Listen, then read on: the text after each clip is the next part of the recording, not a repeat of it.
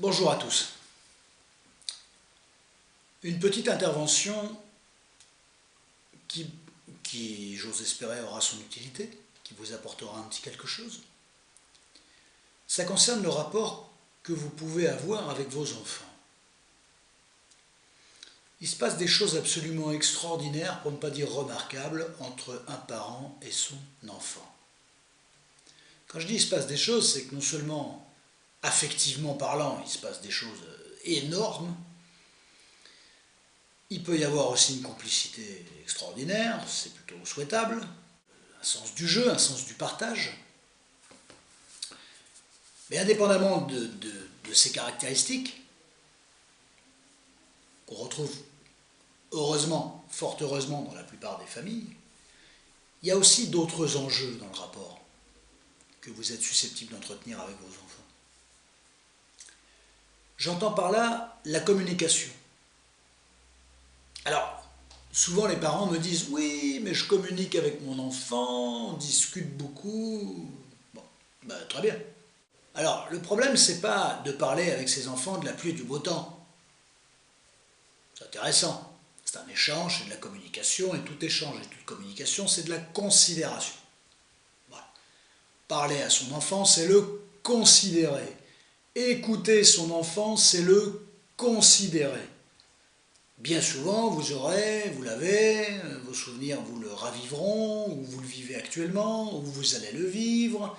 Donc cette petite intervention vous sera utile. Vous avez des jeunes enfants, 2 ans et demi, 3 ans et demi, qui vont vous poser les questions les plus saugrenues.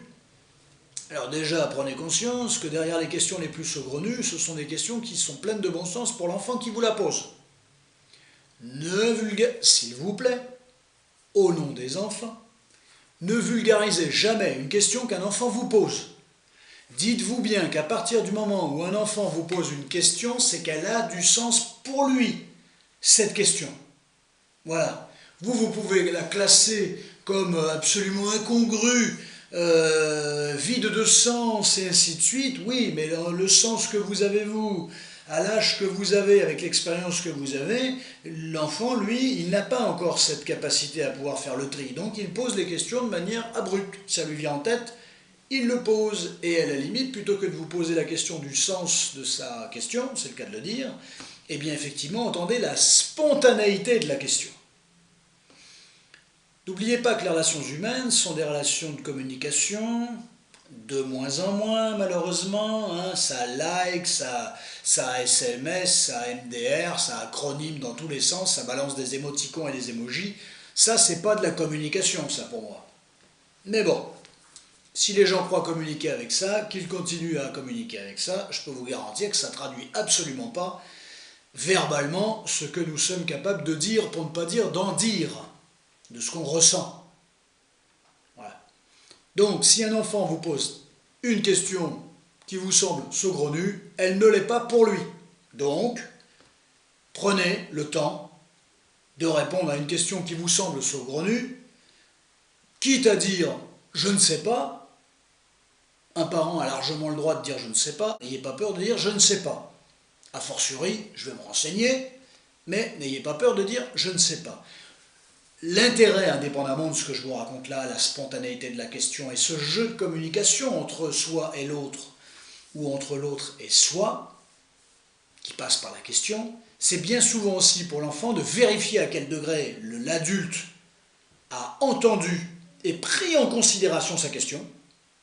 Donc c'est une forme de reconnaissance, et bien évidemment la réponse, elle est tout autant, c'est presque le paroxysme de sa question, sauf si vous vulgarisez la question en disant « mais pourquoi tu me poses une question pareille, mais c'est pas possible », ainsi de suite. C'est-à-dire vous jugez la question. Ne jugez jamais une question que vous pose un de vos enfants. Vous l'inscrivez déjà dans quelque chose qui est susceptible de lui poser problème, de le scléroser, ainsi de suite. Voilà, il n'y a pas de question incongrue.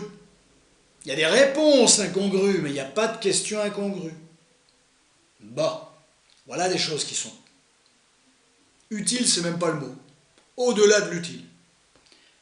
Si vous répondez à une question posée par un de vos jeunes enfants, vous le considérez.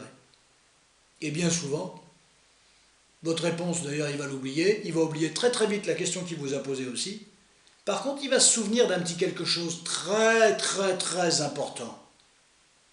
Mon parent a entendu ma question, il a pris le soin d'y répondre. Il m'a considéré. Je peux communiquer avec lui. Peut-être pas sur tout, mais sur la plupart des choses, je peux communiquer avec lui. Vous n'imaginez pas l'enjeu fondamental qu'il y a à cet endroit-là, à cet endroit relationnel, dans cet espace de parole, dans ce lieu de la communication. Vous ne l'imaginez pas. Ou vous l'imaginez peut-être, mais faites-y très attention. Ça ne vous empêche pas d'être proche, de faire des bisous, des câlins, d'être complice, de jouer avec eux. Oui, mais vous voyez bien que le propos que je vous tiens, il est décalé par rapport à ça. Et par rapport à la communication sur la pluie et le beau temps. Vous voyez, c'était quelque chose de simple. C'était un postulat très simple, une question posée par un enfant de manière extrêmement spontanée. Vantez toujours la spontanéité de la communication d'un enfant. Vantez-le toujours. Organisez une réponse en conséquence, mais vantez toujours une question spontanée mise en œuvre par un enfant. C'est bon signe. Le but, c'est qu'il y en ait le plus possible, que ça dure le plus longtemps possible. Ne sclérosez pas la communication de vos enfants.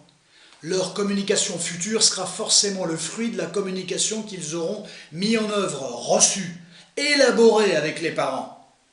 On ne va pas leur changer de cerveau à 20 ans, on ne va pas leur mettre un nouveau cerveau à 20 ans et ils vont se mettre à avoir un autre type de communication. Non, ils vont faire en fonction des rouages, des mécanismes, des sillons que vous allez tracer avec eux dans leur plus jeune âge. Il se peut que vous soyez emberlificoté avec certaines réponses à certaines questions. Ça, la problématique, elle n'est pas à l'enfant, elle n'est pas sur l'enfant là, elle est chez vous.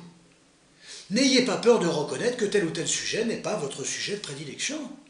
Plutôt que de balayer la question en elle-même en disant « Pourquoi tu me poses une question pareille ?» N'oubliez pas que si un enfant pose cette question-là, c'est parce que ça a du sens pour lui. Reconnaissez plutôt que la réponse, vous êtes emprunté dans la réponse, mais reconnaissez que vous êtes emprunté dans la réponse. Vous n'êtes pas obligé de le justifier non plus. Vous voyez les éléments cliniques, les éléments de communication notoires qui sont en jeu. Passionnant, absolument passionnant. Bon, ça c'était l'exemple des questions, mais alors c'est pas un petit exemple, hein. Ça paraissait basique, ça partait tout simple, mais vous avez vu que derrière les choses toutes simples et toutes basiques, je peux vous dire que vous avez les fondamentaux de la communication. Votre enfant, il a l'âge qu'il a, mais il vous voit adulte, très bien, ça le rassure. Il sait que vous avez eu une petite enfance, il a vu des photos, vous lui avez raconté 2-3 petites choses, il connaît sa mamie, son papy, donc il sait que c'est votre père, donc vous avez dû être un petit enfant. Enfin, il ne se rend pas bien compte. Il se rend compte par l'imaginaire, mais il ne se rend pas forcément compte dans quelque chose de concret. Puisque l'enfance fait une petite vision imaginaire ou imaginarisée de ce qu'était son parent quand il était enfant, il a du mal à lui trouver une certaine consistance, puisque cette consistance va émaner de la parole du parent en lien avec son enfance. Autrement dit, il peut sembler très intéressant pour votre enfant de lui confier que vous aussi vous avez été un petit enfant et que ce qu'il traverse, eh bien vous aussi vous l'avez connu. C'est rassurant pour un enfant. Vous avez été enfant. L'angoisse de l'enfant, c'est toujours ce constat, pour ne pas dire ce sentiment, ce n'est pas permanent, heureusement, d'avoir l'impression que le parent ne nous comprend pas. Et la frustration quand vous étiez enfant, vous l'avez connue.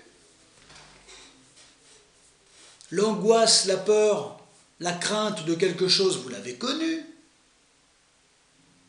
Le désagrément des situations où effectivement ça ne fonctionne pas, vous l'avez connu. Eh bien faites-en part à vos enfants, ils n'attendent que ça. Ils ne vous demandent pas de lui expliquer que ça va aller, que ça va bien se passer. Des phrases toutes faites, préfabriquées, qui ne veulent absolument rien dire pour lui, parce que ça ne passe pas par l'expérience que vous en avez eue vous-même quand vous étiez plus jeune. C'est ça dont votre enfant a besoin, c'est que ça passe par vous, c'est que ça passe par votre histoire et par votre capacité à raconter quelque chose. Il n'est pas question, bien évidemment, de rentrer dans le pathos et de lui expliquer que ça a été compliqué pour vous, que ça avait été dans tous vos états. Non, non, non, non, vous confondez tout là. Non, non, non, non. Il est question de lui expliquer que vous avez compris ce qu'il vivait parce que vous l'avez vous-même vécu, et qu'on vous a donné tels outils, ou du moins que vous avez pris la décision d'aller de l'avant pour telle ou telle raison, ainsi de suite. Étayez votre propos. Voilà, rentrez pas dans le pathos. Le but n'est pas de pleurer avec lui, c'est pas constructif. Vous serez d'accord, certes, sur le même pied d'égalité au niveau de l'émotion, mais ça ne sera pas constructif pour lui, ça ne lui permettra pas d'articuler quelque chose qui lui permettra d'aller de l'avant, d'en faire quelque chose. Votre enfant attend que vous lui fassiez part de votre expérience. Puisque vous êtes plus expérimenté que lui. C'est ça qu'il attend. Toi, t'es qui? T'es mon parent, d'accord, très bien. Tu viens d'où? Qu'est-ce que t'as vécu? Comment tu peux m'aider, eu égard à l'expérience que tu as? N'ayez pas peur de parler de votre petite enfance et de faire des liens, des similitudes avec ce qu'ils vivent. Vous êtes passé, vous aussi, par là. Mais alors, ce qui est absolument extraordinaire, même s'il y a bon nombre de personnes qui regardent cette vidéo et qui vont me dire « Non, non, non, non, non, moi je raconte ma petite enfance à mes enfants. » Eh bien, vous êtes formidable. Vous êtes fantastique. Mais malheureusement, ce n'est pas forcément les cas de figure que je reçois. Je suis encore trop souvent étonné, ça ne m'étonne pas du tout, mais je suis étonné de voir que des parents sont sciés parce que je leur renvoie ce genre de choses et qu'ils me disent « Ah bah oui, c'est marrant, maintenant que vous me le dites, j'avais pas vu ça comme ça. » C'est ça le problème. Mais c'est pas moi qui le dis, c'est ce que l'enfant attend. C'est ce que l'enfant est en droit d'attendre. Tout simplement. C'est notre histoire qui fait que nous sommes parents et de telle ou telle manière. Donc c'est avec notre histoire qu'il faut composer. Notre enfant, c'est ce qu'il sollicite, notre histoire.